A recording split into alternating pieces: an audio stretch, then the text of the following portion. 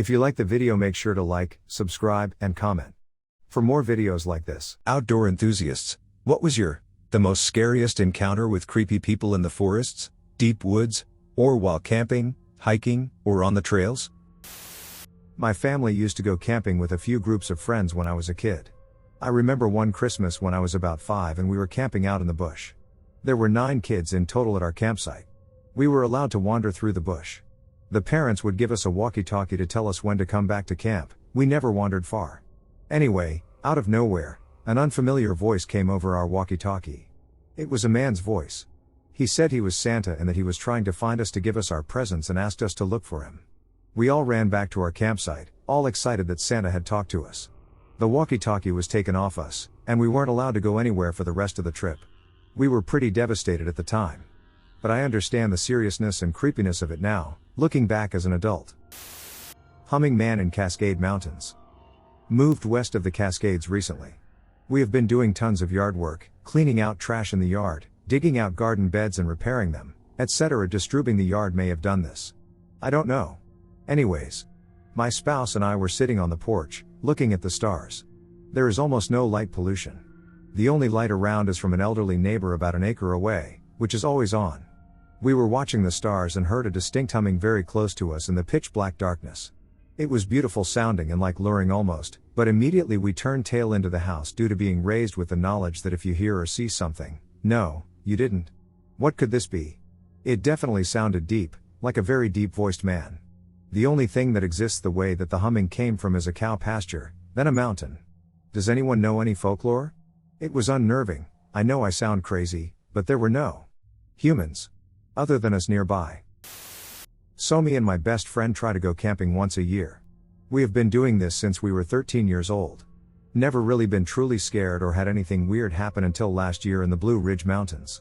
We showed up during peak season the first night, and space was very limited. We were losing light, so we set up camp on a spot on the side of the mountain that was an absolute wind tunnel. Morning came, so we went into town, drank beers, and ducked around until late afternoon. By the time we got back up to the mountains to switch our camping spot, we were losing light again but managed to find a more remote spot. We get set up with our tents, get the fire going, and start drinking again. Time goes by, it's probably 1 a.m. when we see a flashlight aimed at us. And then it starts walking our way. We don't really think much of it and assume it's likely a park ranger coming to fuss at us about something because who else walks up on you in a remote part of the mountains at 1 a.m.? I don't know about you, but ever since I started camping, I learned it's kind of an unspoken rule that you shouldn't walk up on someone camping that late at night unless it's an emergency. Anyways, the person gets close enough, and we realize it's just some guy, probably in his early 50s, in a shirt and basketball shorts, and his girl in her 40s who is avoiding eye contact with us. The man immediately forces a conversation about nothing that doesn't acknowledge the time or his girl. His eyes were darting all over the place while we were talking to him about dumb shit like what model or style of lantern we had and how cool it was. Hess saying weird stuff like how he used to be former law enforcement completely out of context of the random conversation he engaged us in when all of a sudden he pretends to land his flashlight on our tents and says, "Oh, that's where you guys are sleeping? Ha, cool setup." The way his eyes and flashlight are moving gives us both the feeling that he's trying to see how many of us were there and what we had on us or near us because his eyes and flashlight kept scanning the ground around us. We were getting sized up, for what I don't know.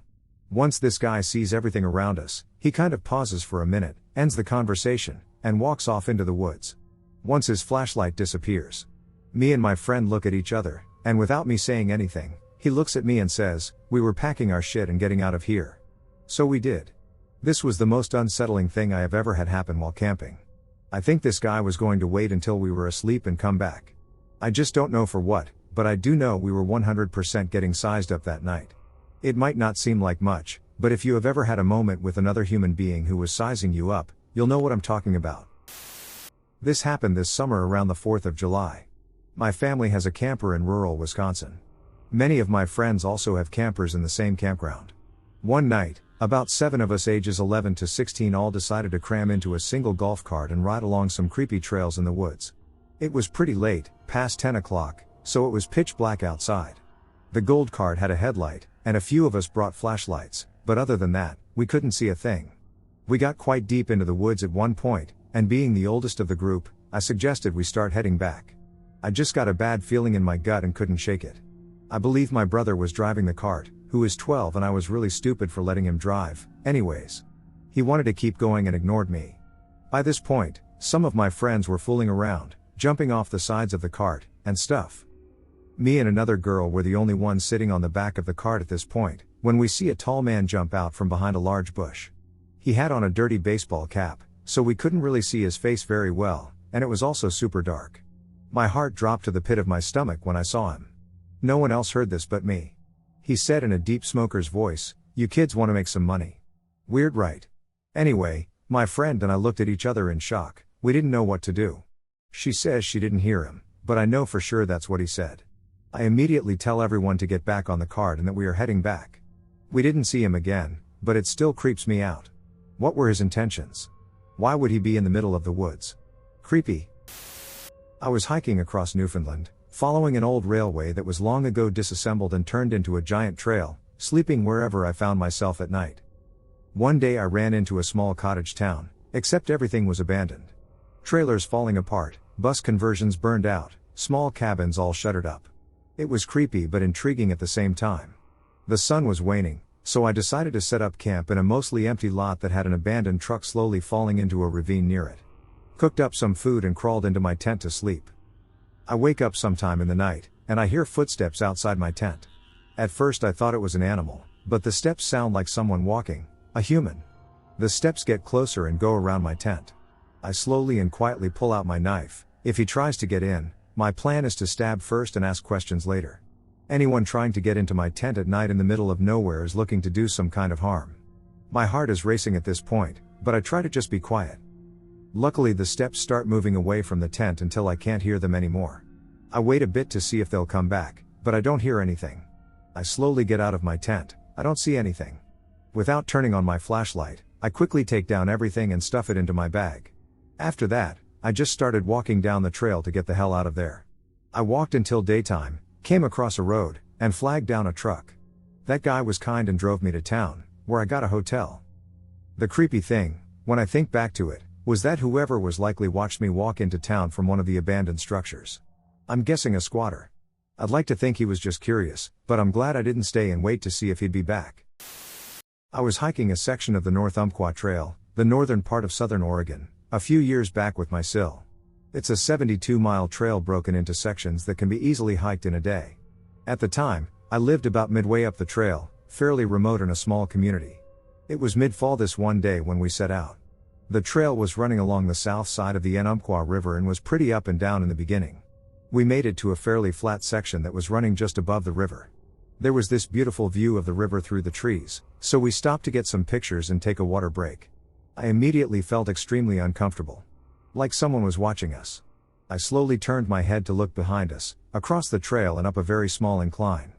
Through the trees I could see a small meadow. Across the meadow, maybe 15 yards from us, was a tent. An old, canvas-style tent. As I'm looking, I notice bones strung from the trees all around the meadow. Like creepy death wind chimes. My stomach just clenched and dropped. I leaned into Sil and whispered, "Do not turn around and look behind us. Just continue walking up the trail and run when I tell you." We were close enough to the river that nobody not right next to us could have heard this. She did exactly as I told her to, setting off on the brisk walk we'd been on before. We got maybe 10 yards, and I could hear footsteps through the forest floor, coming from behind and slightly above us. That part of the forest is very dense. There is a thick moss cover under the trees, so footsteps on it make a very specific sound. I leaned forward and told her to pick up her speed. She did, I did, and so did whoever was behind us. I leaned forward again and told her to run as fast as she could and not stop until I told her to. For two middle-aged women, both slightly overweight, we ran like the damn wind. I just kept telling her, "Go, go, go." I could see ahead of us that the trail made an incline and veered to the right along the river and around a cliff. I knew at that point that whoever it was going to have to come down on the trail or stop. We kept running. We probably ran at least a mile after that, even though we could no longer hear anyone behind or above us. That section of the trail was about 9 miles, and we were not halfway when this happened. We eventually slowed down, but just hurried as fast as we could the rest of the way. We had arranged for her younger brother, not my ex, to pick us up. We made it to the next trailhead fairly early, so we made our way out to 138 and started walking east towards home, knowing he'd find us. He did and was shocked at our story. We got home and immediately called our local sheriff, who lived just above us at the ranger station. He came to the house and heard our story. He explained it might be a day or two before they could get in on the trail as they had a missing hunter at the time they were searching for. So a few days go by and he shows up at our house to let me know that we were not crazy or imagining things, and someone really did chase us. I asked what they found and who it was. He looked down at the ground and then looked up and said, "I'm not going to tell you what we found or who it was because if I do, you will never hike anywhere again. What we found was not normal and will not happen up here again." He then instructed me to never, ever hike unarmed again. I never found out what they found or who it was. I never hiked that section of trail again, and it completely burned last year. I also never hiked unarmed ever again. That was huge for me, as I was not a gun person. I had many incidents living up there in a national forest with wild animals and other strange things, but nothing ever scared me as much as that day. Friend and I, both 21 female, went to Applebee's for a few $1 margaritas, then went off to a park where she said she knew a spot. We go 20 minutes away to this park. We go down this path that takes us around 10 minutes to this bay area. We find a nice log and sit there and watch the sunset. As we were relaxing on the log, a family strolled by with their dog to hang out on the other side of the shore. A few minutes go by and a couple comes through and sets up. They eat a big pineapple with a knife. The sun sets, but it's still light out. We didn't think about the walk back. Eventually we go to head back, and it's dark. The wooden area we have to walk through is getting really dark. We start walking, and she gets her phone camera out. It's pitch black at this point. We start talking about how creepy it was. I felt an uneasy feeling, that feeling you get, afraid that something is behind you. Well, we're walking along, we go across the bridge up a little hill, and all of a sudden we hear loud, fast footsteps on the bridge. I see light from what appeared to be from his phone, going back and forth as if he was sprinting. We panicked. We start running, and I'm thinking, no way this guy is chasing us. His footsteps kind of sounded like he was on a bike. I thought we'd go up this steep hill on our left, no way this guy is following us, and no way he'd go up the hill on his bike. Turns out, there was no bike. We stopped running as we didn't hear anything. She flashes her light behind us, and there's a silhouette of a man jogging towards us. His body posture seemed to be that he got tired from running. We kept running and stopping to see if he was still chasing us. And then again we hear footsteps running towards us. We keep looking back while running to make sure he's not right on us. At this point, a friend screamed "hey" in a panicked voice, and he screamed back "hey," then after that said, "What, are you scared?" We keep running, she's on the phone with the police. We finally hit a paved road, nowhere near her car. When I took us up the hill, that was the wrong path we originally took. We knock on a house, lights are on, but no one answers. We start down the road to their neighbor. I look back and see a silhouette of a man walking behind that first person's house. He got up to the fence and creeped back into the darkness. That second neighbor helped us. His wife got us some water, and the police came to take us to her car. That was the most traumatic experience I think I've ever had. The intentions of the man felt sinister. And the way he was yelling at us felt so uncanny. I hate this feeling I have. And I have so many questions that won't be answered. I can't get this one question out of my head: what if he caught up to us? In approximately 2018-2019, I, a 25-year-old female who was 18-19 at the time, resided in Nebraska, my place of birth. I lived in the largest city in NE, but it was still essentially surrounded by corn and wheat fields. The city was expanding, so rich folks started building huge houses with giant properties on the edge of town as things proceeded to grow. All of that being said, I had a good friend whose parents' house was one of those big ones right on the blurring line between the fields and the city. My friends and I were constantly hanging out at his place because it was fun. They had tons of property to ride 4x4s on, a hot tub, a huge living room for us to watch sports and have reality TV binge sessions, etc. Plus, his parents were super cool, and we could drink out there as long as we stayed at the house. It was tons of fun even though I was/am quite scared of the dark, so I would just not go outside after a certain time because there was little lighting and the nearest neighbor was about a mile away. I always felt a weird energy driving to/ from his place if it was late at night, but I never had anything happen until one night. The drive out there was a long, winding two-way road that had thick trees on both sides, and you passed one of the city's largest cemeteries on the way. Barely any lighting, of course, besides the street lamps every once in a while, and very little traffic. It's all inherently a bit creepy, and I'll admit to having sped through this section of road many times to get through it as quickly as possible. This specific night was perfect spring weather, so I was driving with my windows down listening to music, and it was around 10 p.m. I was coming around one of the curves in the road when I had to essentially slam my brakes on. Right in front of me in the middle of the road, maybe 50 yards away, was what looked like a family. Again, picture a completely pitch black road with thick forest on both sides and only my headlights to show what's in front of me. This was a family of 3, 4? A tall, slim woman, an average height/weight man, a child, short hair but couldn't tell the gender based on the clothing and couldn't see their face, maybe around 8 years old, and the mother was pushing a ducking stroller. Their clothes looked normal, not tattered but not nice. They also were not carrying any kind of light source, meaning before I arrived behind them in my car, they had been walking in the pitch black. They were all facing away from me, walking completely silently in the middle of the street in the same direction I was heading. I had turned my music down to hear if they were speaking, had music playing, etc. They didn't. The hairs on my arms immediately stood up. I came to a stop in the road behind them, obviously, and just sat there for a moment to let them move. They seemed to be completely unaffected by me and didn't even turn their heads slightly, nor did they attempt to move out of my way. I literally thought I was going insane or that I was dreaming. It was so surreal. Before I really had time to fully process and register what I was seeing and how truly strange it was, they all, at the same time, stopped walking and very slowly turned to face my car. This scared the absolute shit out of me. I honestly didn't even give myself enough time to look at their faces as they turned. I immediately threw my car in reverse and sent it backwards for probably a full 20 seconds before flipping a U-turn, nearly running myself off the road, and booking it the other direction. The only thing I remember noticing is that the stroller looked to be completely empty. This was the part that sticks in my mind the most. I've never felt terror like that in my life. I checked my rearview mirror probably 1,000 times before getting to a main road and never saw a glimpse of them. In fact, I never saw a glimpse of them ever again. I tried asking my friend and his family about it, only to essentially feel like I was insane because of the way they looked at me. Every time I tell this story, I get one of 3 reactions. They immediately think I'm ducking cuckoo, think I'm lying, or have had something sort of similar happen to them. I really don't care if no one believes me, honestly. It was, and still is, the creepiest thing to ever happen to me. I think about it all the time.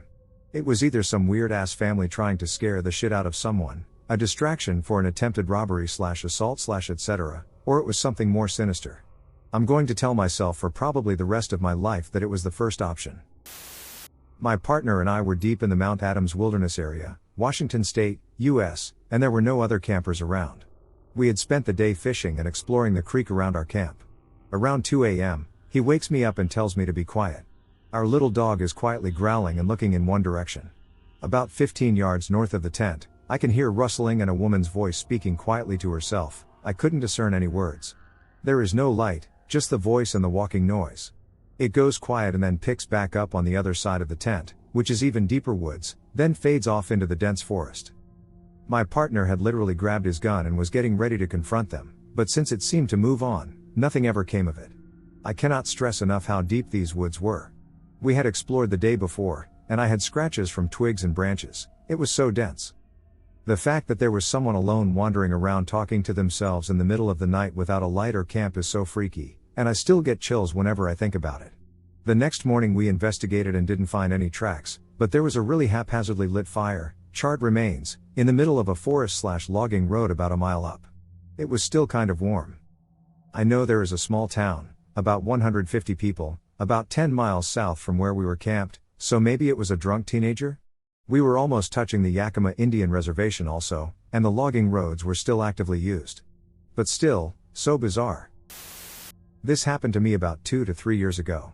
When I was 16, I used to work at a fast food restaurant, and I live in a place where we have all seasons. At this point in time it was winter, so it got dark pretty early. Around like 6 p.m. I was called to come into work this particular day, but the weather was kind of bad, causing us to not have any customers.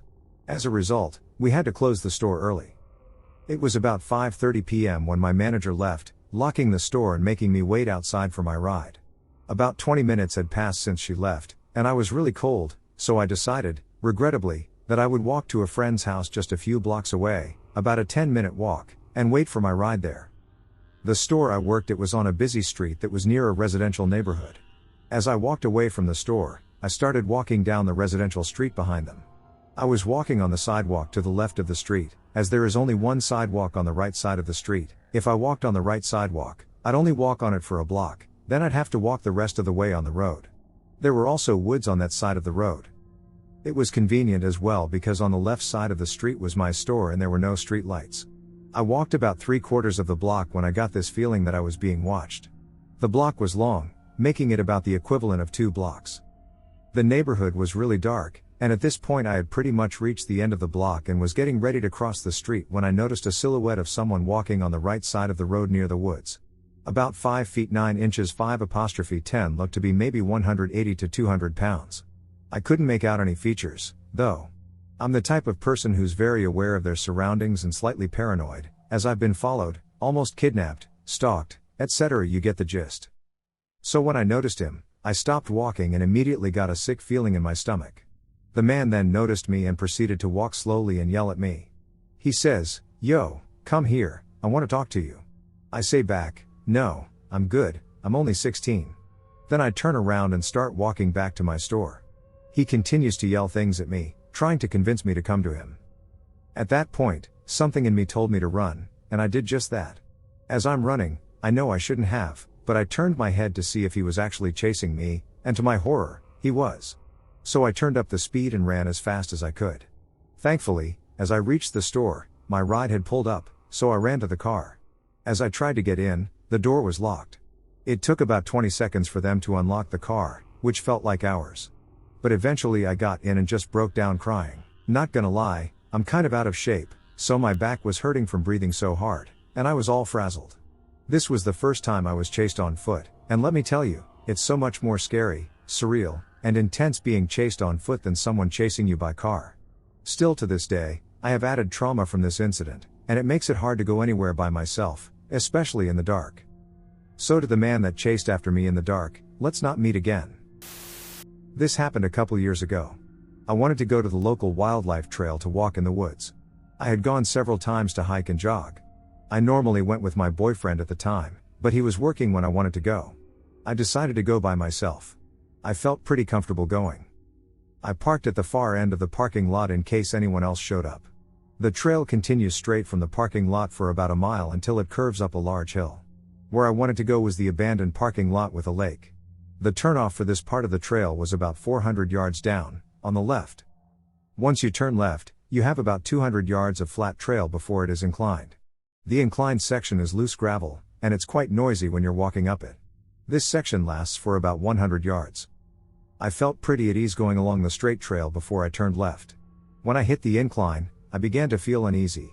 I brushed it off as being overly paranoid and continued.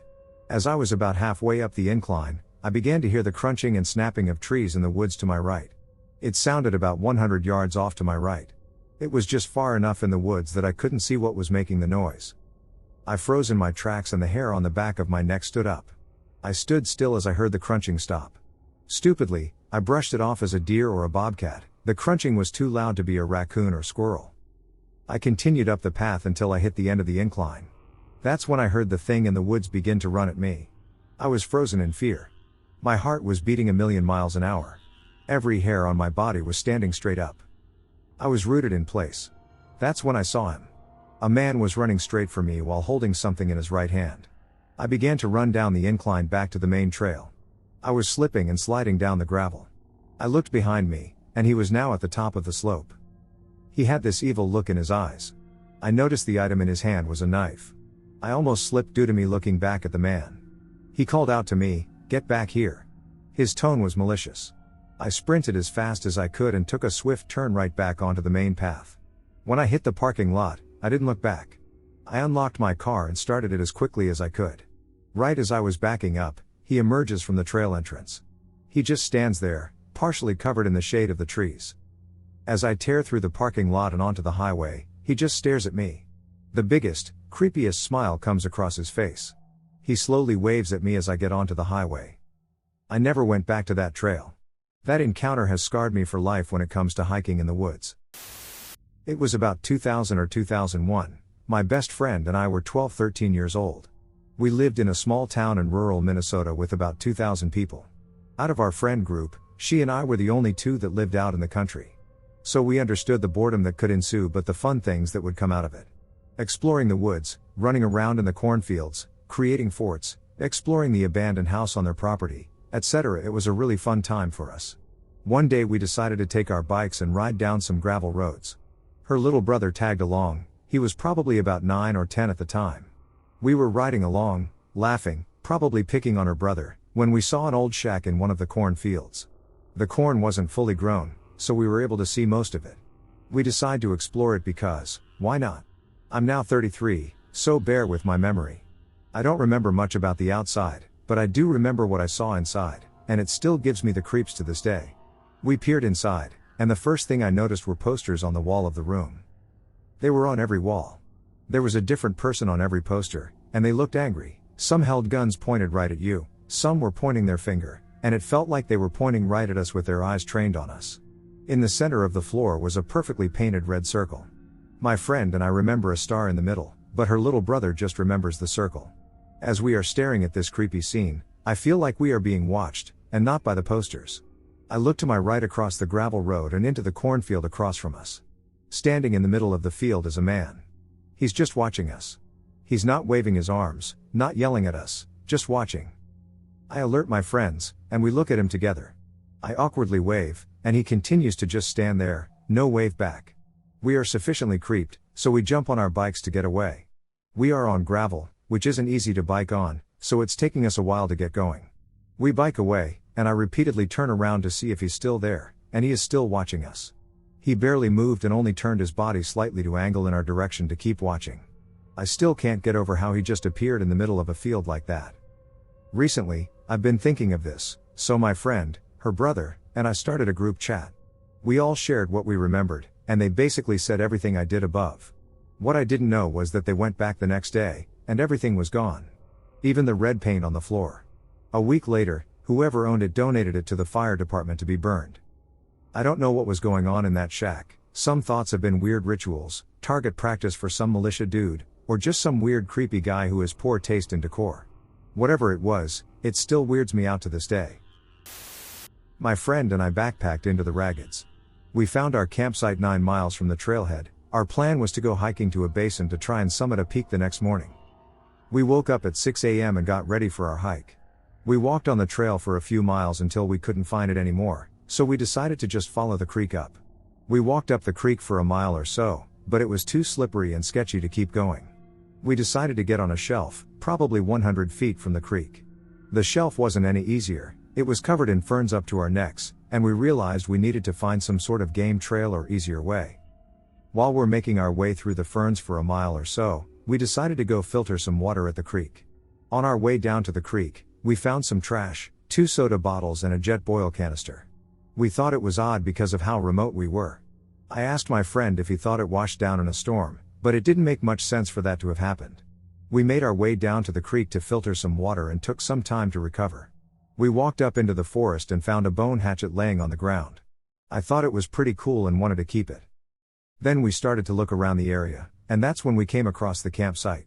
The first thing I noticed were some XL gloves, half buried in pine needles. I looked up at the tree they were under, and there were deep gashes in it, possibly from the hatchet.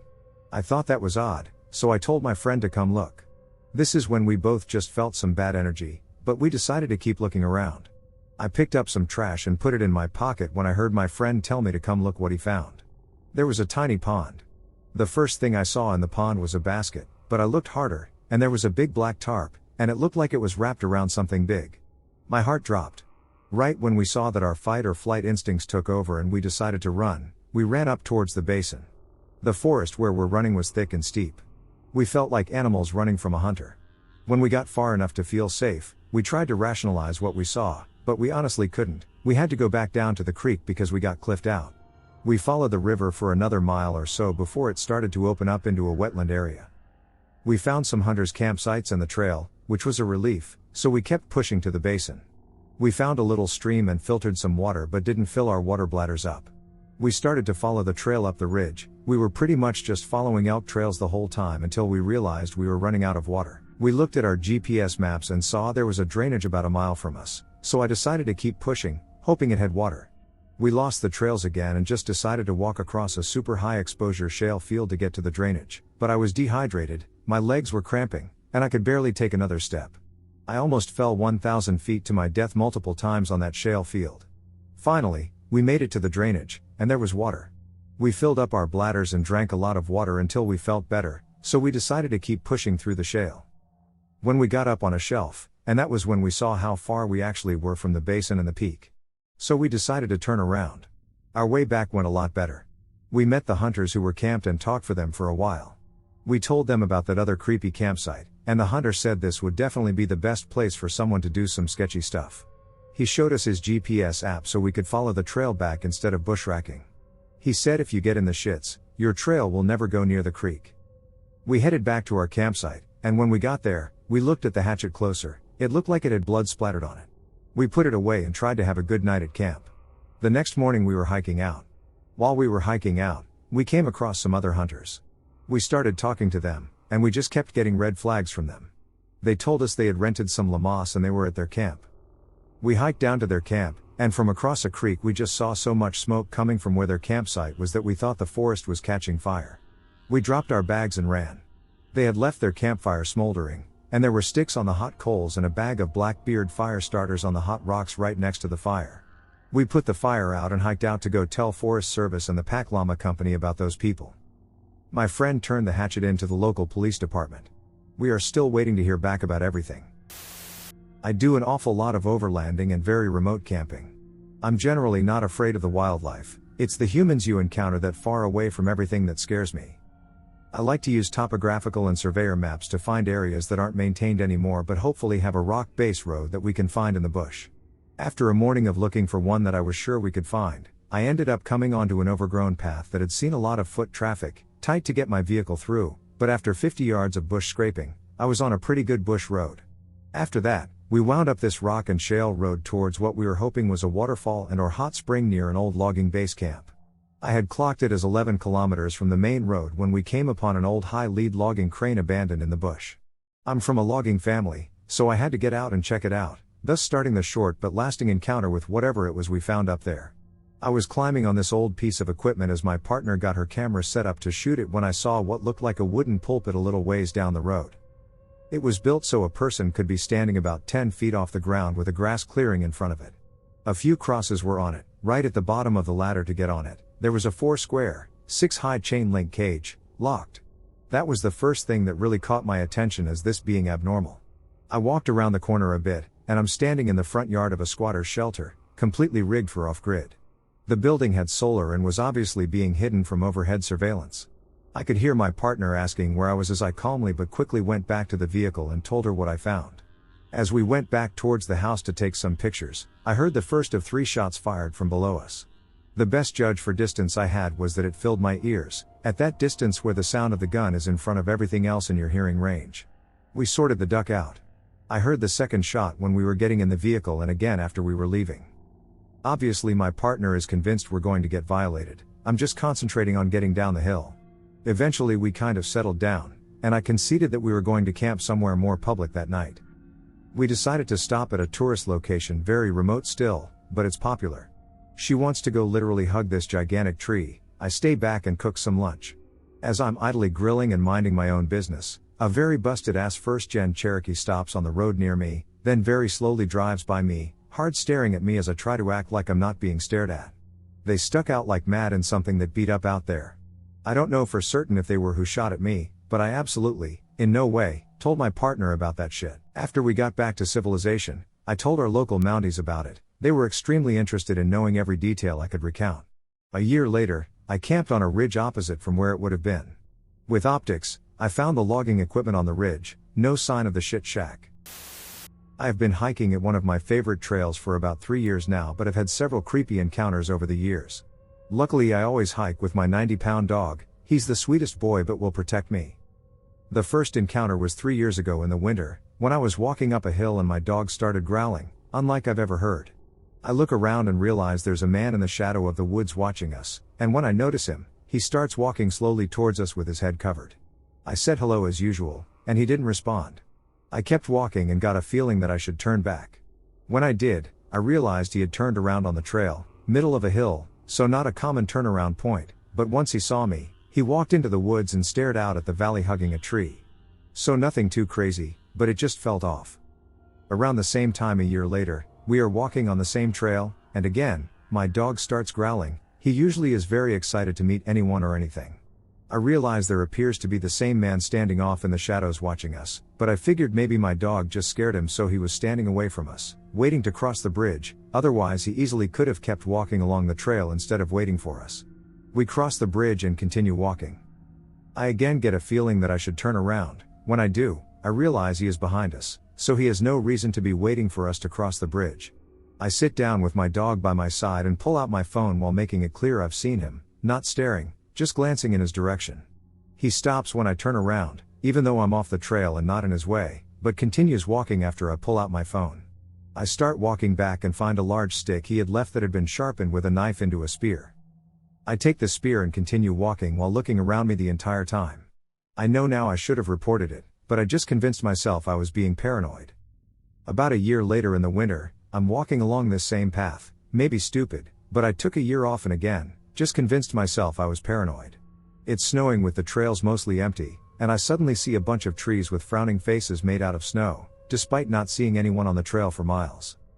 My dog again starts growling at something in the woods that I can't see, so we turn around. I don't report it because I figured it would never be taken seriously. Then today, a few months later, I'm walking along the trail and find a tree with "I see you" written in chalk. I immediately get a weird feeling, turn back, and report it to the park rangers and police. When I was in college, I lived directly on campus in one of the dorm buildings, and the campus of my small college was not located in the local city but a bit outside from it and surrounded by a lot of agriculture landscape with endless fields and dirt roads, rarely some small woods. I really liked it there, because you could go for chill walks and runs through the fields without much disturbance by city life and other people except for some hunters and farmers. So fast forward to one time, when me and two friends went for a walk through the fields, via the dirty paths, at 11 p.m. on a warm late summer day. We chatted and laughed about silly stuff while making our way further and further away from campus. The only stuff you saw were the red lights of wind turbines and small towns in the distance, and here and there a bat flying over our heads. We had no lights on us, and only one had his mobile phone with him.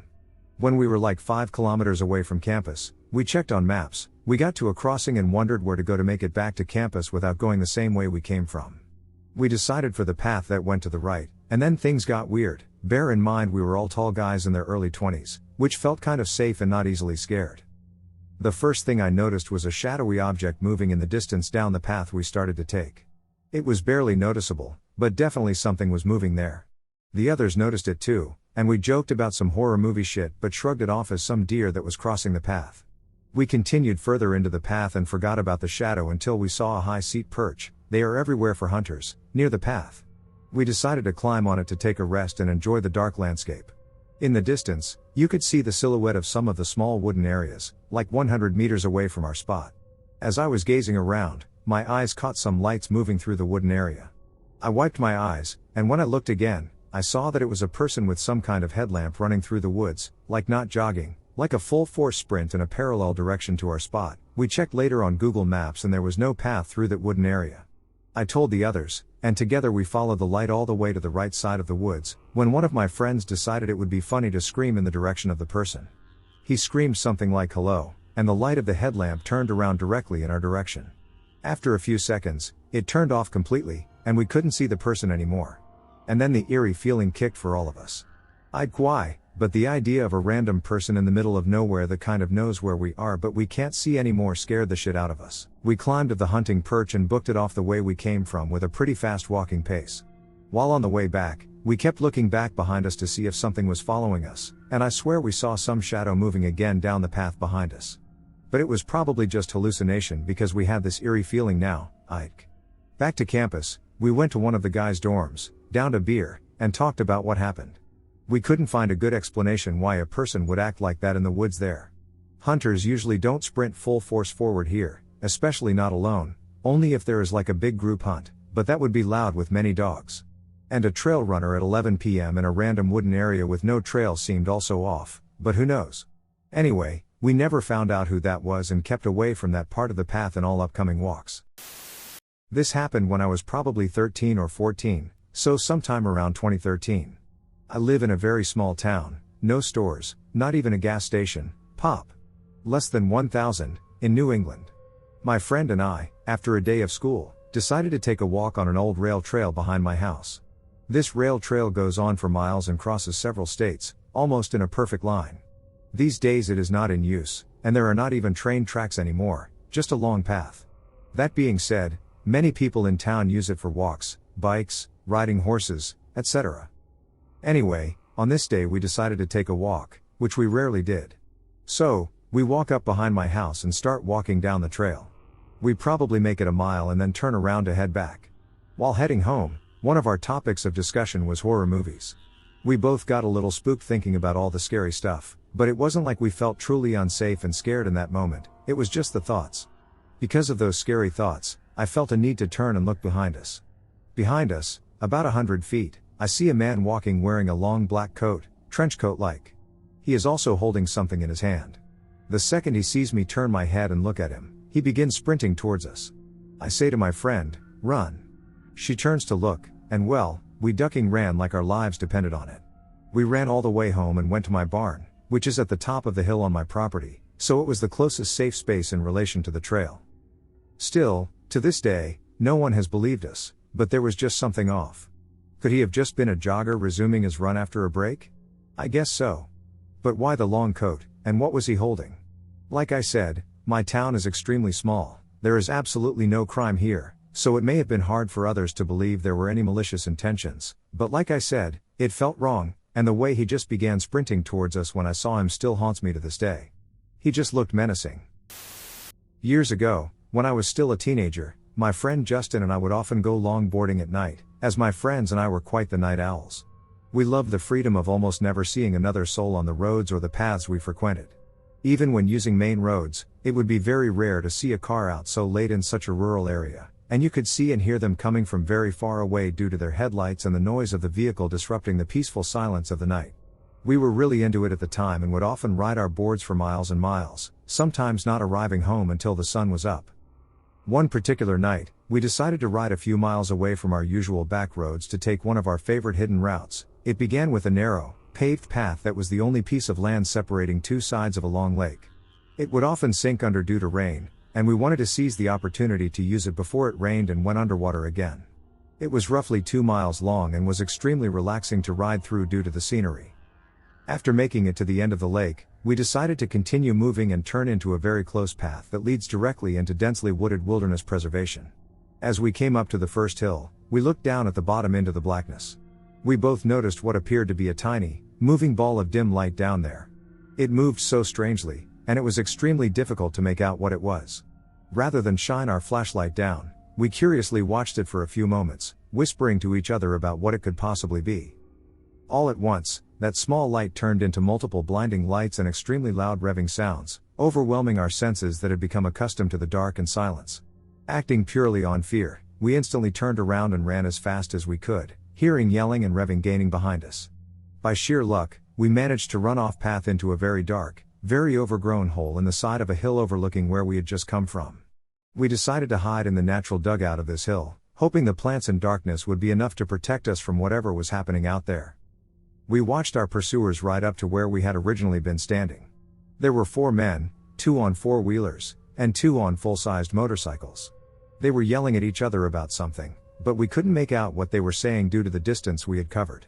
We felt safe enough to whisper very softly to each other and speculated who these people could be. Our first thought was they might be park rangers of some kind, although we had never seen one here in the many times we had been through, and honestly, we doubted that this county had the budget or even the desire to have anyone patrol the deep woods at night. Besides that, these men were on vehicles entirely inappropriate for the paved bike trails, and they were very angry about something. They called out to us for a while, yelling things like, "We know you're out there. And we can see you, come on out." We stayed silent and decided to call their bluff instead of running. Eventually, we clearly heard one of the men yell, "Find them now!" and smash a bottle. That had erased any hope we had that these were just park rangers. We watched them split up, each of them going a different way down the series of paths on their vehicles, including the path we came from. It took us what felt like ages to even move. We were frozen in terror inside that dugout, watching the lights from the vehicles travel through the woods and paths, one of them already coming full circle and passing the point he started from. I thought about calling for help, but I was too afraid to open my phone in fear that even the smallest amount of light would give away our location. After waiting for the lights of the vehicles to reach their farthest distance yet, we finally summoned the nerve to get up and try to run somewhere far enough from these people to safely make a call. We ran as hard and fast as we could through the woods. Since their headlights gave away their location on these paths, we would hide again whenever we felt they were getting too close. Our available hiding spots were getting progressively worse as the woods became less dense, and the fear I felt waiting for one of them to drive past us while basically only being covered in leaves and plants may still be unmatched to this day. Finally, we emerged from the woods onto the intersection of two main roads, far from where we started. We dove down into the ditch to call for help. When I opened my phone, I noticed I had recent missed calls from one of our other friends, Connor, who we were supposed to meet up with after our longboard excursion. I called him and frantically asked where he was. Luck was with us again. He hadn't given up on our plans despite us ignoring him and was only a few miles away, already heading in our direction. I gave him the names of the two streets we were near the corner of and explained that we needed picked up right away. He agreed to speed over to us while Justin and I waited in hiding. Thankfully, Connor arrived before any of those men did. We bolted into the back seats of his car, yelling for him to get out of there, and he took off. Relief doesn't begin to describe what I felt being safely driven home after everything I had just experienced. After explaining everything that happened to Connor, we ended up just moving on with our night and decided not to call the police. We figured they would be gone by the time any officer made it out there, and that we would only be putting ourselves at risk by admitting to breaking the law by taking those paths so late at night. I still have no idea what happened or who those people were. I've been told all kinds of theories from friends and family that have heard this story. Some think we walked right up to a huge drug deal. Justin and I later admitted to each other that when the revving started and we couldn't see, our minds both went straight to chainsaw-wielding horror movie serial killer, so I suppose it could have been much worse. Frustratingly enough, whatever those men thought we saw that made them want to catch us so badly, we never actually saw. We'll never really know, I suppose. So to begin, this event took place in summer 2019 in England, more specifically the Midlands. At the time of this story, I was 15, male, and was with 3 other friends, all 15 and male also. Me and 3 friends, whom I will call James, Brad, and Ryan for the purpose of this story, were bored with nothing to do. Most of our friends had long gone inside, and the time was probably around 6 to 7 p.m. We were near a small stretch of woods that was near a road and had a nice path to walk along with a stream. After walking and conversing for maybe 10 minutes, we stopped at a bench to rest and just play some music and enjoy the last of the heat as the night began to draw in, not like dark but just around the time before sunset when the sky gets the nice orange hue. After sitting and chatting for maybe 15 minutes with no sign of anyone else on the short trail, an old couple come walking past us. The woman had a long skirt on, down to her shoes, and one of those old women's hats from like the 40s. I can't remember anything distinctive about her face except that she seemed maybe around 60 to 70 at most years old and very gray and dull in looks. The man seemed slightly older than the woman, with a cream shirt on, old jeans and work boots, and a cane in one hand. They had their arms interlocked and seemed at most ordinary, apart from the clothing and such, which seemed quite dated. We were sat on a small bench that could fit 3 people maximum on it. Therefore, Ryan and Brad sat on the bench with James on the opposite side of the path sat on the floor facing us. Now just to point out, which becomes somewhat important soon, Brad is of Indian descent and the rest of us were white British. As the couple were to pass through us, James had to bring his legs in to let them pass. However, the man seemed somewhat mad about this and almost scoffed as he walked by James. Understandably, James was confused and a little offended by this and, in a half-assertive, half-joking way, said, "All right, mate, no need for that." The couple seemed to ignore it and carried on down the hill. Now this is where things get creepy. We brushed this off as an old man grumpy at the world trying to seem like a hero to his wife and expected them to just move along, but this did not happen. As they reached the bottom of the hill, his head did almost a full 90-degree quick snap to face us, and with the most menacing look in his face, charged up the hill. Now the strangest part is that a full 60 seconds had at least passed, and now he was pissed? It made no sense, like all of a sudden my friend's slight remark had clicked in his brain. He also dropped his cane much to his wife's despair and walked almost double his previous speed. Uphill, we were truly baffled and maybe expected a stern talking to, and to an extent, that's what we got from him, at least the usual old man stuff. "You kids have no respect and you should watch out, you don't know us, I have grandkids your ages, ect," and as quickly as he said all this, he walked back down the hill, retrieved the cane, and began staring at us from the bottom of the hill alongside his wife. Then this is where things took a drastic turn. The man then stood there almost huffing and puffing like an angry toddler, and his wife saw this as her turn to make the approach as he stood, for the whole time after this, by the way, staring at us, not blinking, barely moving, just staring. His wife made her way back up the slope and began speaking to us. She seemed even more delusional and even incoherent in the way she acted and spoke. Most of the stuff was the same as her husband until she took a huge interest in Brad. Remember how I said he was of Indian descent? She looked him dead in the eyes and said, "You're different from all of these, aren't you?" With an almost evil half grin, Brad was taken aback and said, "Sorry, is that racist?" She shot back almost instantly with, "Oh no, I just mean you're different, you are the chosen one." I know, weird and almost cliché sounding, right? At this we were all shocked and began shooting each other concerned and confused half glances, and then she began waving into the trees behind the bench where us three were sitting, her eyes frantically darting from point to point and waving almost methodically in motion as she exclaimed loudly and almost proudly, "It's okay, you don't need to watch them anymore. It's fine, you don't need to come out now, you can stay there." At this, we all turned around rapidly to see no one or nothing behind us, and at that, she shot Brad one more deep stare and started on her walk again. The old man had been staring the whole time they met at the bottom of the hill, interlocked arms, and turned the corner. We were all feeling all types of emotions now and really didn't know what to do. The woods on either side of the path were thick.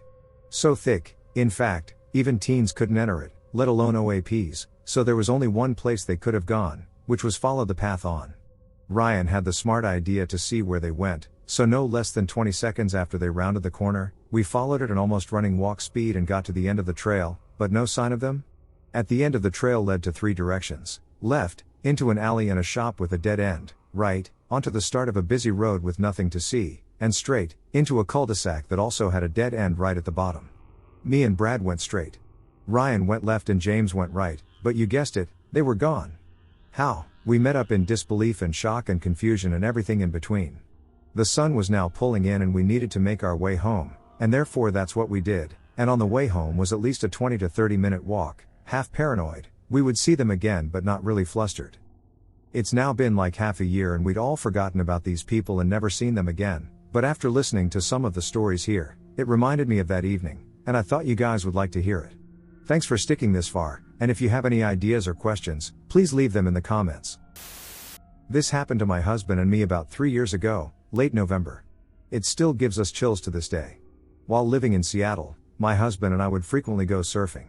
Usually we'd drive out to Nia Bay or Westport, but on this particular weekend the surf report looked pretty messy for spots located directly on the coast. We decided instead to try hitting some spots along the Strait of Juan de Fuca. The land along the strait is beautiful but remote. You can only access it by driving all along Highway 112, which runs from Port Angeles to Nia Bay. There's no cell service along almost all of Highway 112 and only a smattering of small towns. So we decide to try surfing along the strait at this one spot, Twin. We'd surfed there before and had a good lay of the land. The report showed that the waves would be best in the early AM, so we opted to drive out the evening before and sleep in our car overnight. Since it was late November, we decided to forego paying for a camping spot at a nearby campground and would just park somewhere along the beach at Twin. We figured there would be no one there, and we were right. We arrived around 3:30 p.m., and the only other people parked were a young couple in their Westfalia. Nothing terribly eventful occurred between our arrival and 7 p.m. We arrived, cooked some dinner, and I took a quick walk along the beach. The only other thing that occurred was that just before sunset we heard this loud whistling and then saw some guy who'd been walking along the highway come down the entrance road towards the beach. My husband and I thought it was pretty ducking odd, given that there's absolutely nowhere you can easily walk to along that highway. All he had with him was a tiny backpack, so he definitely wasn't hiking. He said hello to the young couple as he walked along the beach, and they invited him to hang out by their campfire for a while. The last time we saw any of them that night was when my husband and I decided to call it a night and go to sleep. This was at about 7 p.m. I woke up about an hour later and opened the car door a bit to get some fresh air. I noticed that the young couple's Westfalia was gone, and something about them being gone unnerved me. I couldn't put a logical finger on why, so I chalked up my feelings to just being tired and laid back down. When I woke up next, it was close to 11 p.m., and this time I shot up so quickly that my husband woke up. He asked what was wrong, and I said nothing. Just that, I woke up startled. He seemed completely relaxed and fell back asleep, but I stayed up for about 15 minutes trying to listen for anything. In hindsight, I think my intuition was screaming to me that something was off. Since I didn't hear anything, I laid back down and really tried to focus on getting some sleep. About 20 minutes later I woke up again, and this time my husband was already up. He was sitting silently, listening. Him sitting so still freaked me out, so I turned on the interior car lights and asked him what was up. He whispered, someone was tapping on the windows. I remember feeling this deep sense of dread. When I woke up a few hours, I noticed that couple in the Westphalia left. There's no one else camping here. At that, we both put our shoes on, grabbed flashlights, a knife, pepper spray, and opened the doors. Total silence. Pitch black darkness. My husband started up towards the trees behind us to look around, while I stood by our car and shined a light down onto the beach. I saw no one and sat on the back bumper while he continued to look. I checked to see if I had cell service. Nope, nothing. Maybe 2 minutes later he returned, walking fast. We need to leave. There's a car parked up by the exit road. It's just sitting there with the lights off and the ignition on. I couldn't tell if there was anyone inside. In no more than 60 seconds, we threw everything in the front seats into the back where we'd been sleeping, started the car, and started driving back up towards the entrance road. We didn't want a chance taking the exit road and driving by that car. We peeled out of there so ducking fast, but in a moment of disorientation, my husband turned the wrong way and started driving down the highway towards Nia Bay. As we started going the wrong way, we drove past the exit road, and lo and behold, there was the car, now with its lights on. A few seconds later, we both noticed that the car was speeding up behind us. What the duck are you doing? There's basically nowhere to turn around. The highway is narrow, with forest on one side and ocean on the other. Luckily, we saw a small turnout coming up. I remember my husband just saying duck, duck and then cutting hard to the left. As soon as we cut left, the persons following us just kept going in the same direction. We took off down the highway, going like 90 back towards Port Angeles. No one followed us the rest of the way back. I still feel deeply creeped out when thinking about the intentions of whoever was in that car. To whoever stalked us in the night, let's never meet again. I live in a small village 25 minutes from the nearest city. It's a great place and great location. Nice and quiet with beautiful countryside, and nobody is a stranger. If the city calls, which it often does as most of my friends live that way, then it's an easy bus journey. Although it never runs to schedule. So it goes. The most annoying aspect of living in this place? The bus that runs directly from the city center to my village makes its final run at 8 p.m., arriving at around 8:30. Now I'm 23, and before that I was 18, and other ages where drinking and partying happen. This means 8 p.m. never happens, so I am left with 3 choices. I can sleep on a friend's couch, I can get a taxi, or I can get the bus that passes closest to my village. On this particular night, I was 19. I had visited the casino alone and lost all my cash. This meant options 1 and 2 were out the window, and so I headed to the bus stop. This bus journey is super quick. Even more so at 2 a.m. on a Thursday morning, and before long my stop was nearing. Unfortunately, being rather inebriated and dwelling on a poorly played hand of blackjack, I fell into a daydream, and although it was only for a second, I missed my stop. So it goes. I got up quickly and pressed the button. Ding. A minute later I'm at the next bus shelter over and deciding my move. It's December. It's cold. It's raining. The snow on the ground is turning to mush, and the dirtied shoes of passers-by have diluted the lovely white with an unhealthy and dull-looking gray. An empty McDonald's bag tumbles by and piques my misanthropy. I drop my cigarette and step off the curb to pick it up. Gray mush flows over my low tops, and now I'm miserable. It's a 5-minute walk back to where I should have left the bus and a further 25-minute walk to my house. It's a well-lit road, and it has been salted. There's no cars at this time, so I can have a relatively comfortable walk home. If not a bit lengthy. Or I can cut through the woods. It's sure to be muddy and dark, but it's 15 minutes quicker. I'm already as cold as I can get. I should have gone the long way. I'd done this walk plenty of times, but always during the day. Never in the dark. You start with a 5-minute walk through a path with a chain-link fence on the left separating you from the fields of a leisure center. The wall of a warehouse and spiked metal fences in its yard keep you in from the right. Next it's under the railway bridge and out onto the wasteland. Up until this point, I was feeling pretty comfortable. It's a creepy place at night for sure, but I knew there was no one nearby when I entered the cut so nobody would be coming in behind, and there was a faint glow from the lights in the factory yard that let me see what was ahead of me. I even had my headphones in. Until the wasteland. I'm standing in the open now. The cut is behind me, an empty factory is ahead of me. It's locked up for the night, or maybe it's abandoned. It's full of old, rusted cars. To my right there is a small wooded area and to my left a larger woods. The ground I'm walking on has been ruined by kids riding their quad bikes around in the day, and the rain has made it worse. The light from the factory is gone, and I nearly slip. I'm reminiscing about all the wonderful walks I had on the lit and salted road to mine as I let my eyes adjust to the dark I'm now in. At this point I got a strange feeling, and I was almost sobbed instantly. Now this feeling has been described plenty of times around here and described well enough that if you haven't experienced it firsthand, then you still have a good idea of what it must be like. It's the feeling that you're not alone. It comes from your gut, and let me tell you, when you should be alone, there's nothing more unsettling. I could have turned back, and a light jog would have had me back where I started in 2 minutes. I'd have a half-hour walk, but I'd be feeling pretty ducking comfortable during it compared to right now. However, I couldn't see anyone, and I couldn't hear anyone. There was just no way anyone would be out at this time, and I'd laugh at myself as soon as I was wrapped up in my warm bed, which was only 10 minutes away if I carried on. By this point I'd been thinking about what I should do for a couple of minutes, and it occurred to my paranoid mind that by now someone could be well on their way through the cut and towards me, so I continued on quickly with my earphones no longer playing, just to be safe. The last part of the walk that can be considered creepy is the walk between the larger woods and the factory. The path was turned up, and puddles of sludge and cold water were more common than solid ground. It was so dark that I ran my hand along the rusted panels of the empty factory's fence to keep me on track. I was careful not to lift my hand too high in fear of cutting myself on the barbed wire I knew ran along the top. To the left were the woods, and after a brief look into them as I entered the path, I decided they were sufficiently nope to not look anymore.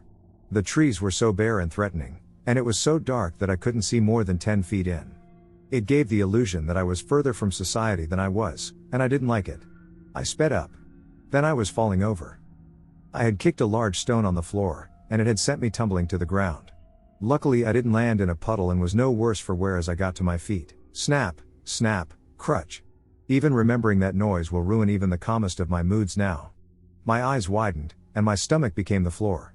Instinctively I span around to see who had stepped out from the woods, and I saw him as he stepped out into the path, first facing away from me briefly as if to check behind him and then towards me. He was 15 feet away and was tall. Over 6 feet by a fair chunk, and he was broad.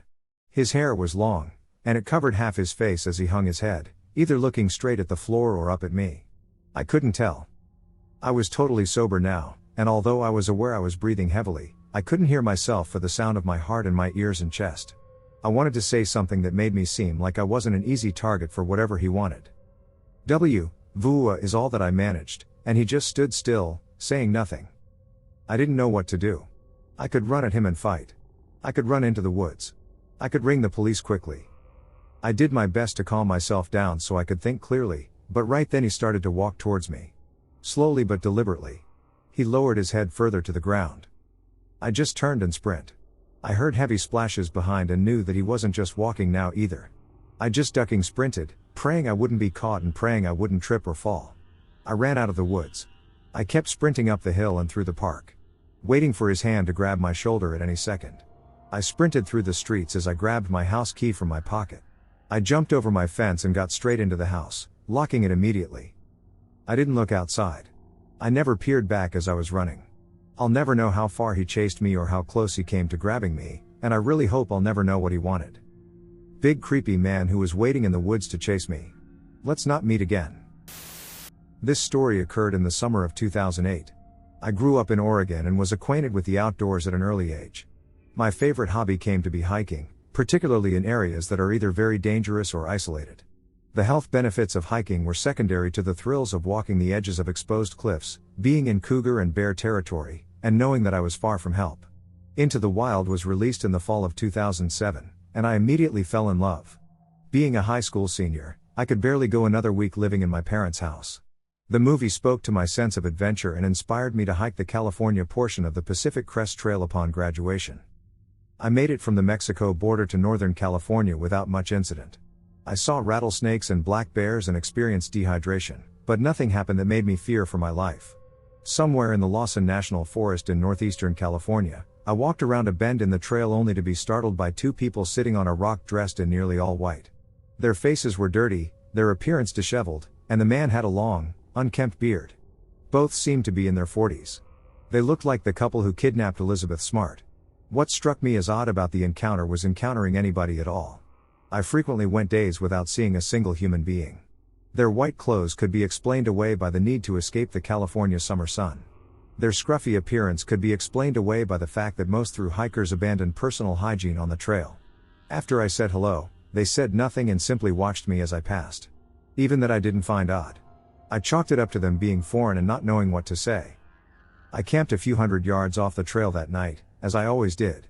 Following bare precautions, I hung the leftover food I had cooked that night from a tree approximately 5 feet off the ground. Packing up camp in the morning, I noticed the food wasn't there. I immediately thought a bear had entered my campsite, and so I began to look for paw prints. I didn't find paw prints, but I did find boot prints circling the campsite, 2 pairs of them. One of those prints led right up the rope from which the food was hanging. I thought of the couple I had passed earlier, and everything clicked. I quickly packed up and left.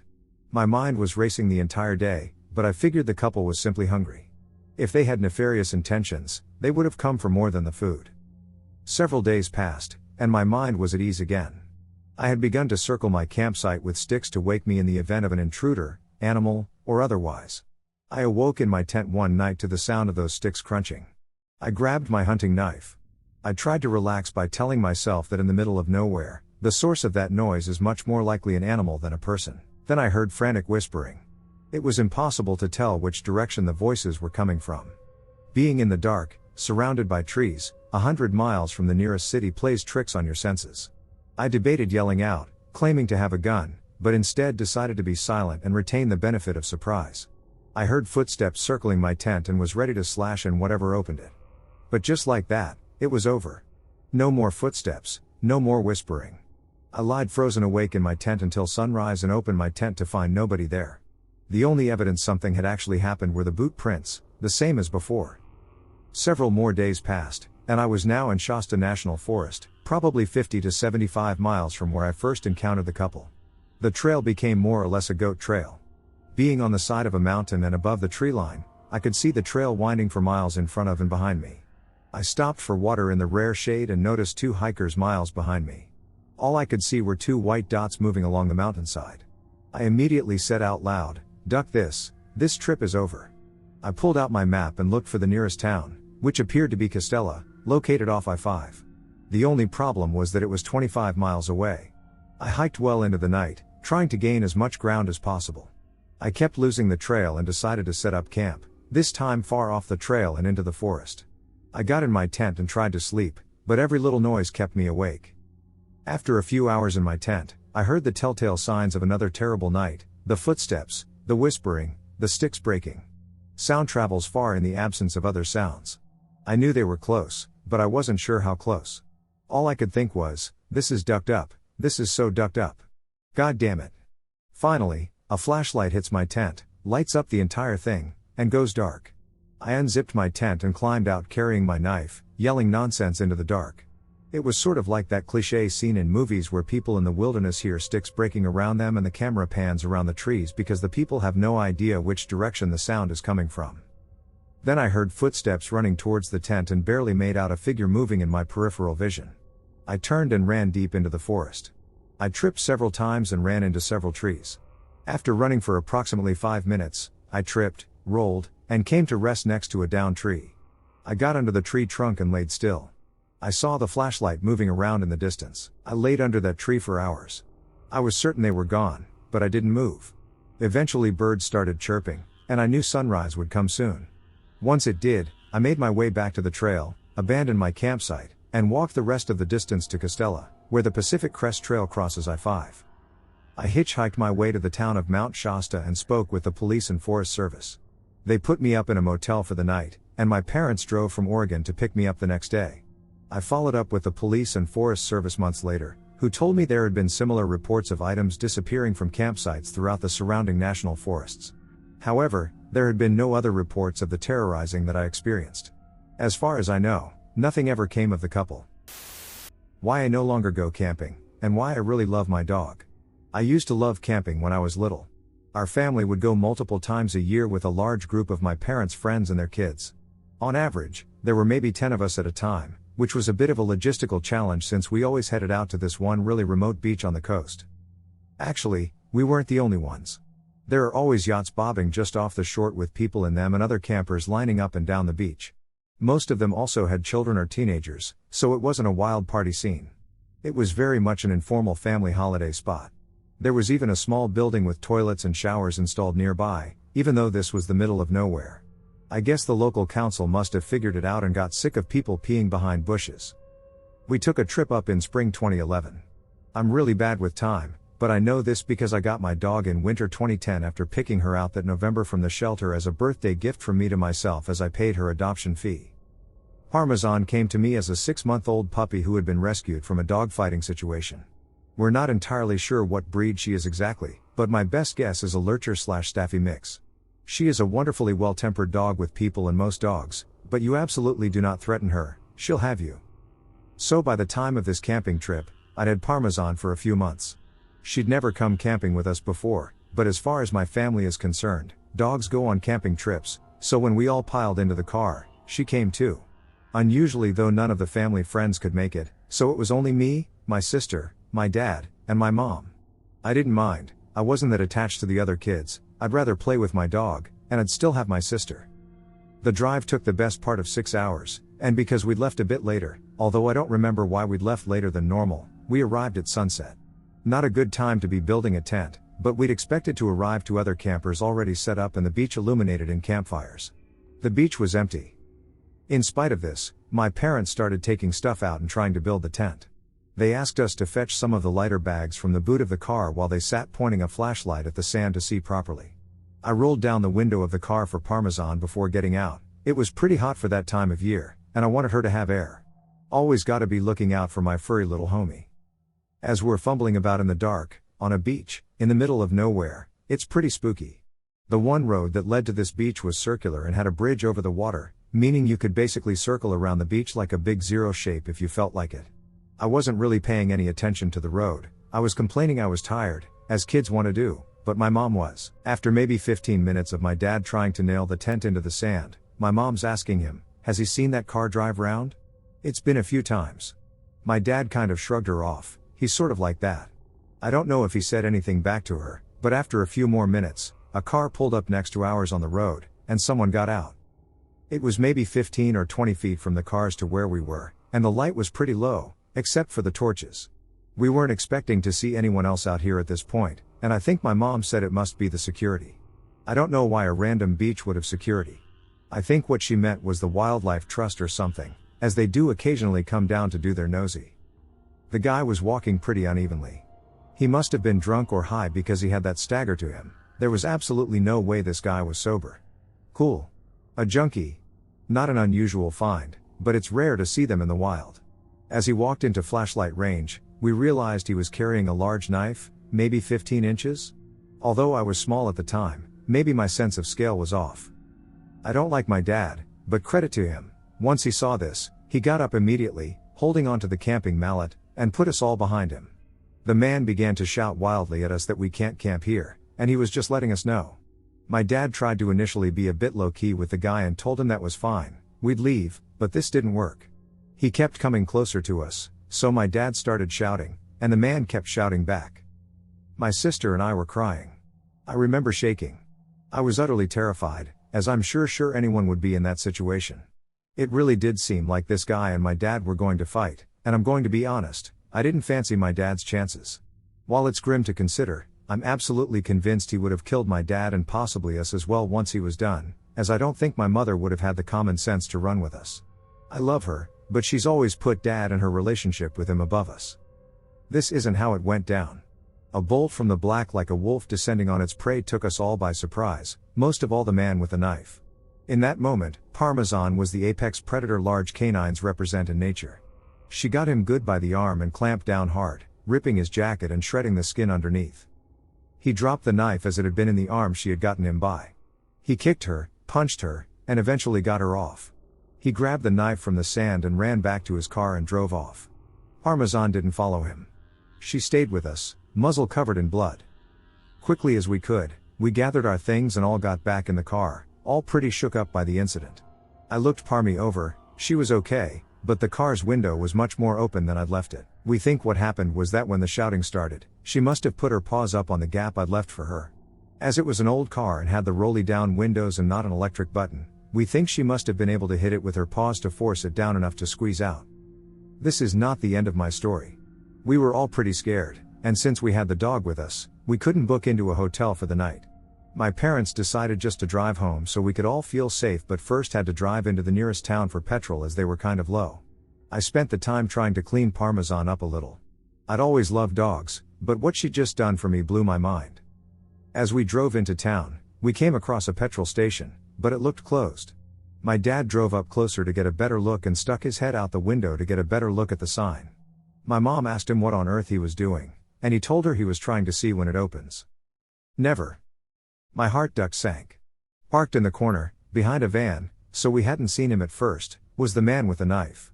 He was sitting on the bonnet of his car, using some tissue paper to clean up his arm. It looked pretty bad. Without stopping to refuel or look anywhere else in town, my dad drove right out of there. He decided to go to the next town over, but this was removed. The next town over was 60 miles away. He didn't have that much gasoline, we realized, as we began driving. We were going to break down. That's fine, Dad said, we had AA cover. They'd come tow us home, or at least to somewhere acceptable for the night. Better than staying in the last town. After driving for maybe 5 minutes, lights flash us from behind. Another car. The same car the man had been driving. It was him, following us. He must have realized we were low on petrol. The next half hour was one of the worst half hours of my life. I had a complete and utter breakdown, as did everyone really. I could tell my parents were trying to keep it under wraps so it wouldn't upset us, but we weren't really little kids, we were both double digits, and we knew how dangerous this situation was. Dad turned off the radio to conserve petrol, and the man followed us for 55 miles before he peeled away onto another road. Our fuel meter was on the big red E for empty for the last 10 miles, we were driving on fumes. I don't really believe in God, but if he does exist, that was definitely one of his miracles. Once we got there, we drove into a petrol station and refilled to a full tank before driving the rest of the way home. Sister and I slept in the car after that.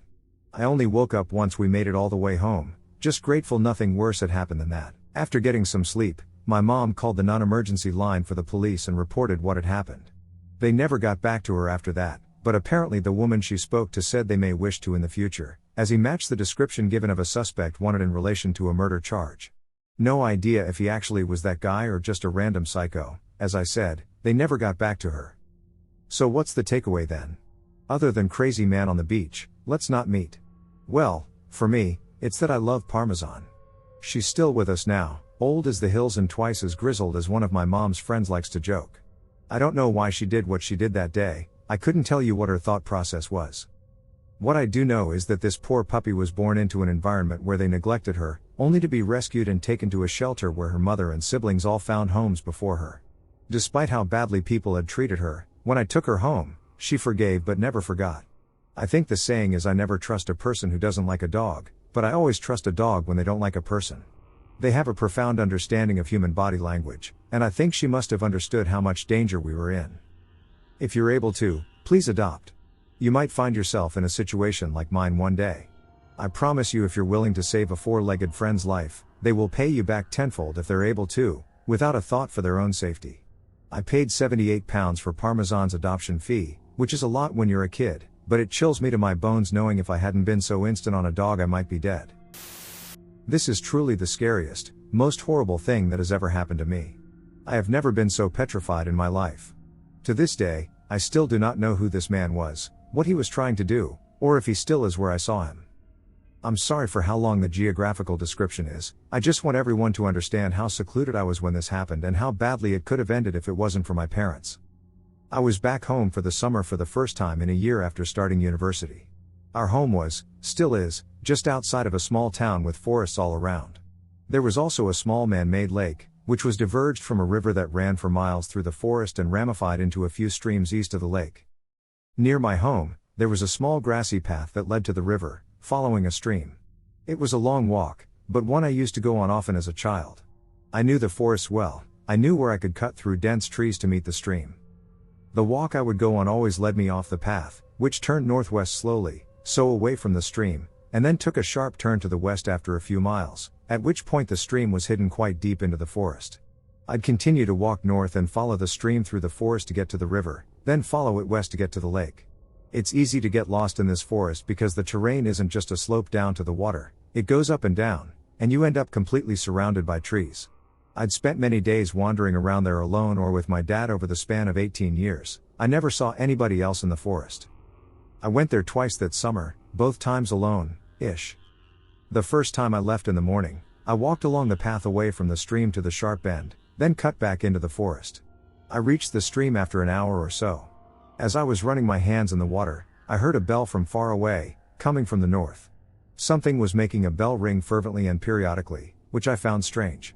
I listened well, wondered if it was a lost hunting dog, and started moving towards the sound. Yeah, I bloody know I'd be the first person to die, but I was heading north anyway, so what the hell? I realized it couldn't have been an animal. I could tell the bell was too heavy because of how clear the sound was to be on a collar. I kept moving, and the bell was moving away from me. It stopped completely after 5 minutes. The stream wasn't big enough or strong enough to carry a bell that could have been enclosed in a tin or something, and the river was too far still. I thought of everything, but nothing explained the sound, apart from one obvious thing, which I just didn't feel comfortable with for some reason. I knew it had to have been a person. I stopped thinking about it and just walked on normally. Until I found a badger. A bloomin' dead one, carefully decapitated. Clearly, someone had used a knife to decapitate it. It was fairly fresh, the body was still limp, and there wasn't too much smell coming from it. The wound was full of maggots, but I knew that happened soon after exposure. The sound of the bell had been following the stream, as had I. So, the badger was put there, maybe killed there, at least decapitated, while I was walking that way. I suppose, dunno really. Nothing else happened that day. 1 week later, I went back for the second time that summer and the last time ever. I left home at around 6 p.m. I made it to the stream, then walked to the river in an hour, then decided to go back the way I came because it was getting late and it was raining quite heavily. The sun set at around 9 p.m.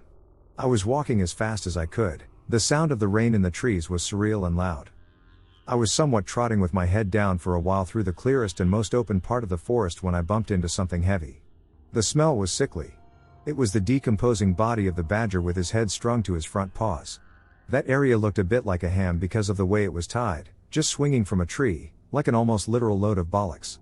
It was this putrid bag of stench, wet and dripping green liquid. I started gagging. I had some sort of mucus-textured fluid in my hair. It was repulsive. At first I just stared at it, slightly gobsmacked, then I started fidgeting violently because I felt like I was drenched in its juices. I was soaking from the rain, and my senses became confused. It felt like a bucket of ice-cold water had been thrown over me when I realized that I walked the same way to get to the river, so someone had strung up the body up after I'd passed it on the way there. Someone knew I'd see it, so, was someone watching me and running around the forest? Were the faint sounds of branches breaking around me, not animals? I looked around and started running. I was half running, half walking away from the stream back towards the path for a while when I heard the bell again. I proceeded to call my dad while running. I told him to meet me on the path where it sharply turns west. It was the closest part of the path to me, to go as fast as he could, and that someone was in the forest. I can't explain the feeling I had. It was like I just shook out my intestines and stomach. I literally felt the hairs on my neck raised despite being soaked. It was dark. I jogged as fast as I could, and I was panicking because the path was still a bit far away, just too far to feel safe. It was still raining. Every single sound was muffled. I felt like everything was further away than ever before. The bell went on for way longer than the last time, on and off. I felt like it was surrounding me at one point. The fear combined with my compromised hearing and the fact that I couldn't flip and breathe properly was making me slightly lose my sense of direction. I was automatically heading southwest, but I wasn't really sure what I was even doing. I was breathing like a goddamn horse, coughing my lungs up, kind of crying out loud, like a toddler does, tripping over leaves and twigs like an idiot. I stayed on the phone with my mom, who was on her way with my dad. I kept hearing sounds, but I wasn't sure what they were.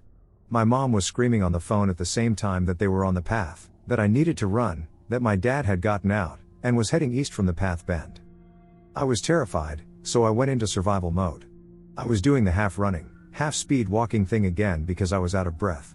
Then, I heard branches break, clear footsteps for the first time from down in the forest, and the bell ringing louder. I didn't want to, but I looked over my shoulder. That's when I saw what was in the forest with me, a tall figure creeping in my direction at the very end of the clearing, ringing this bell slowly in front of his stomach. I could tell he was staring straight at me. Now I don't know if I had a hidden secret sprinting ability or instinctual adrenaline-induced superhuman powers, but when I tell you I ran for my life, I fkin didn't look back once. I screamed as much as I could.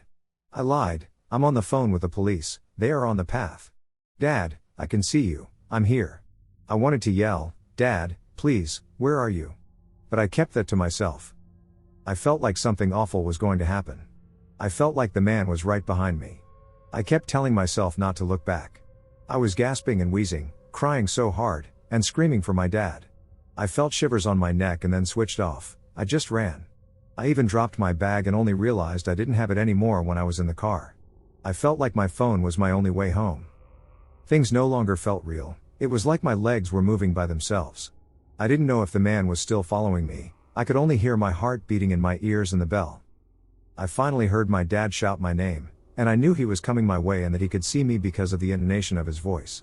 I pretty much lunged myself at him when we got to each other. My dad heard the bell too, my mom could hear it on the phone, she was waiting with the car ready to leave fast. We used to live in a neighborhood that had a dirt trail that ran behind several neighborhoods, ending up at a path-wooded area that led into a shopping center. My husband and I would run it together sometimes with 2 of our dogs, and he would also run it alone as well with one. One day he was running it with our dog Lily, who is a pit/lab mix, about 60 pounds, when he hit the paved part of the run. All of a sudden this big Rottweiler comes out of nowhere and charges them while snarling. My husband was able to quickly react and kick the dog squarely in the face and sent the dog sprawling. Lily started to square up because, while she loves dogs, she isn't afraid to go after one that isn't friendly. So as the Rottie is starting to get up and get his feeding right, my husband starts dragging Lily away back to the dirt trail to get home. As he's doing this, he notices a man standing roughly 10 feet off the paved path in the woods, just standing there watching everything unfold.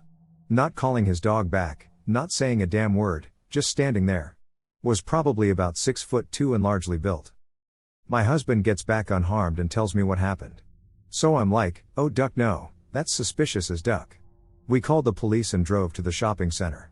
I took a bat just in case, but basically my logic was I didn't want anyone going down the path until police searched it. All in all, it probably took my husband 10 minutes to get home after the encounter and 5 minutes to drive there. The dude was gone, as was his dog. I stopped a single lady and her whiner dog from going down the paved path and came across 2 men pushing a baby stroller and warned them as well. Could you imagine that Rottie against a whiner dog? Or the poor baby getting mauled? In my mind, this dude was up to no good. There's no reason to unleash your dog there, especially one that isn't trained, and there's absolutely no reason to be lurking in the woods 10 feet off the path. I definitely feel he was hoping his dog would distract someone, and then he could attack them and they'd never see it coming. I don't know if he was looking to assault someone or rob someone, but I can tell you he was not expecting my husband to kick his dog in the face and send it sprawling or for him to have a dog ready to square the duck up against his dog.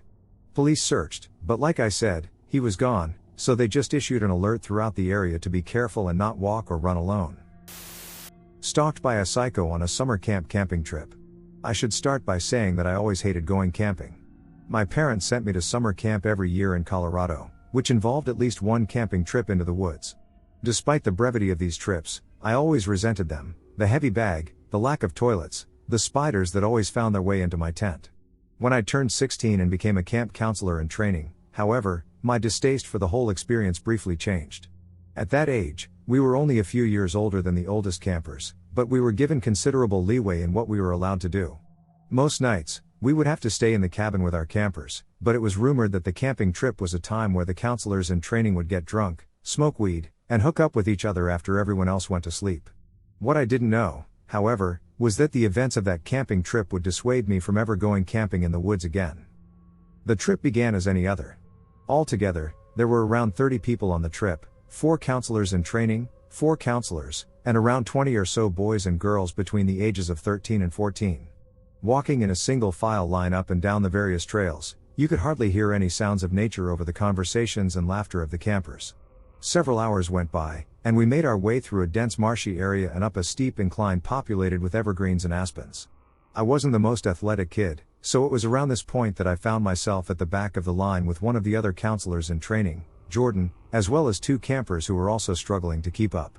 The 4 of us started chatting, and in our distracted state, we began to fall more and more behind the rest of the campers, until the last of them faded out of view around a bend about 50 feet up the way. Unconcerned, we kept walking at the same slow pace, but after 30 minutes or so, the trail started to level off, and I began to feel increasingly anxious. Not only had the rest of the group disappeared ahead of us, but we had entered a stretch of completely dead evergreens, half of which looked scorched by a wildfire and the other half appeared to have been killed by a disease. The eeriness of the landscape was punctuated by a small derelict cabin sitting in the middle of the scorched forest, seemingly untouched by the fire that must have spread through the area. We were so enraptured by the scene that one of the campers screamed when a twig broke behind us. Jordan and I started laughing a bit, but we quickly stopped when we turned to look at where the sound had come from. Not 20 feet behind us was a haggard-looking man with a messy nest of black hair and a long black beard slowly making his way up the trail with his eyes locked on us. He didn't appear to have any hiking supplies on him, and we had no idea how long he had been walking behind us.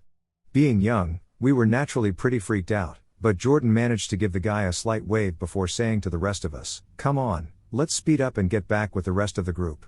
As we turned to continue our way up the path, the man mumbled a question that was difficult to hear, and I was shocked when Jordan turned around to ask the man to repeat himself. The man muttered again, slightly louder, "Going camping?" Jordan answered the man that, "Yes, we are going camping." To which the man smiled slightly before stating in a creepy and ominous voice, "Better be careful." We nodded and gave a half-hearted thank you before continuing on to try to find the rest of the group, this time with a much faster pace. Although the man had been walking up the same trail as us when we saw him, he didn't continue but instead just stood there in the middle of the trail, watching us as we made our way up the winding path and disappeared from his view. Finally, we managed to catch up to the rest of the group, who had been waiting for us, and we told the adult counselors about our interaction with the man.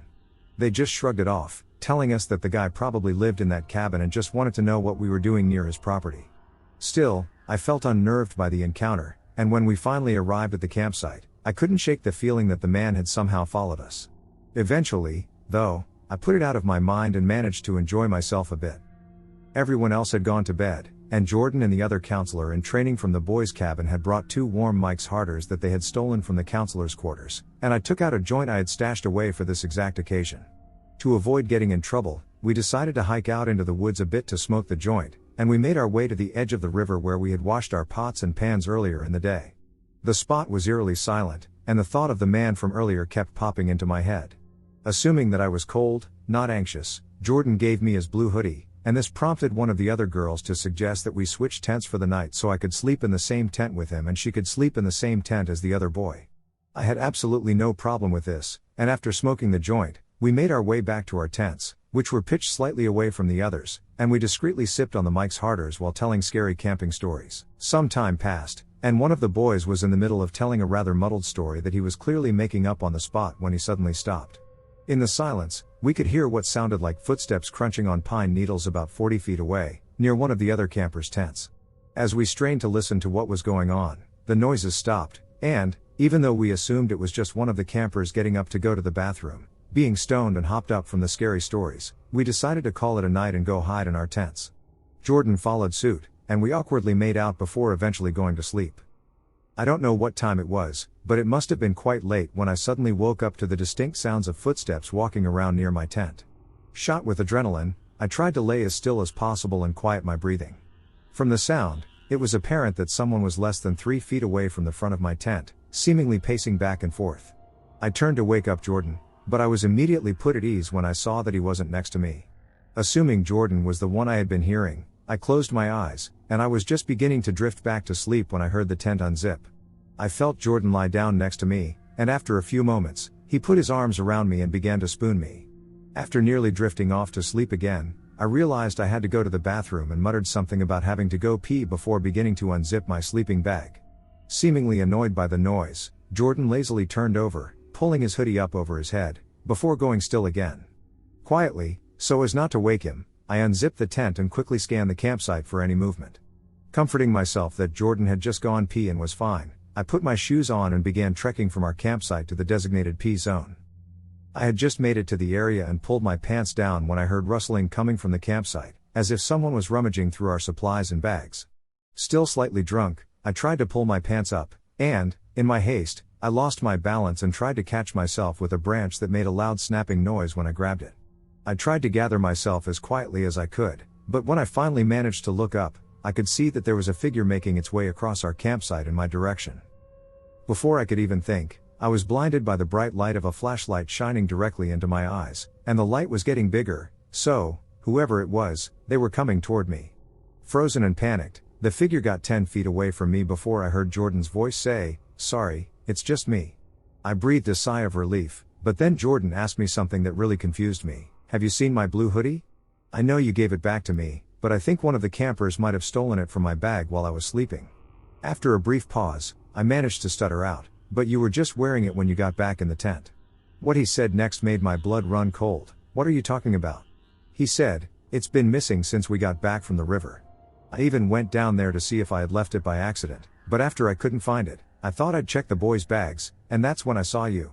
My confusion quickly turned to sheer terror as I realized that the man who got into the tent with me just moments prior hadn't been Jordan. Sensing that something was wrong, Jordan asked me what happened, and I managed to get out that whoever stole his hoodie was sleeping in our tent. Not believing me, Jordan insisted on walking back to the tent to check it out. As slowly and quietly as possible, we made our way to the side of the tent, and when Jordan flipped on his flashlight and shined it through the nylon lining, he let out a high-pitched scream. We could both see the clear outline of a man's shadow lying still inside our tent. What happened next is a bit of a blur, but we ran to the pod of tents on the other side of the campground where the older counselors were sleeping and frantically unzipped their tent and started yelling for them to come out and that there was a man in our tent. I remember panic setting in as our counselors slowly and groggily woke up. But after a bit more of frantic yelling, they finally managed to understand the severity of the situation when a commotion broke out on the other side of camp near our tent. By the time they ran to the scene, however, they only found an unzipped tent and a bunch of our things littered on the ground that the man had apparently knocked over or thrown during his escape. After that, we heard the counselors radioing back down to the camp to call the police, and we could tell that they were as scared as we were. I don't think any of us slept after that. Luckily, we only had to wait a few hours for the sun to come up, and by that time, a few of the other counselors had arrived with guns to escort us back to camp. On our way back down, one of the campers found Jordan's jacket tied around one of the trees on the path like some kind of marker. Needless to say, he didn't want the hoodie back, and we just left it there. To this day, I can't say for certain that the man in the tent was the same guy that we ran into earlier on the trail. But his face and that night still haunt me.